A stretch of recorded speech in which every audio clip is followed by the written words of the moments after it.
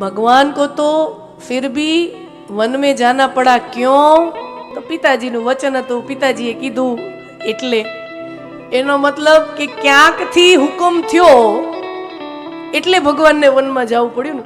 तो भगवान राम तो वन में गया के क्यांकथी हाकल थई के क्यांकथी सूचना मळी तो जवुं पड्युं वन में। अहींया भरतजी एने जे व्रत लीधुं, भरतजी ने कोईए व्रत लेवानुं न कीधुं। भरतजीए कोईने नहोतुं कीधुं के तमे वलकल धारण करो, तमे वलकल धारण करो, अयोध्यानो राजमहल त्यागी द्यो। आवुं भरतजीने कोईए नहोतुं कीधुं।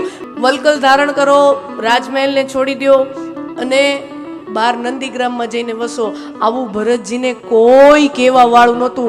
उल्टाना वशिष्ठजी आव्या, वशिष्ठजी के आवी रीते राजगादी एकली न मुकाय, राजा थई जा। मां कौशल्या श्री रामना माता, बेटा राजगादी संभाळवी पड़े, तारा पिता नथी, मोटा भाई नथी, राजगादी संभाळवी पड़े।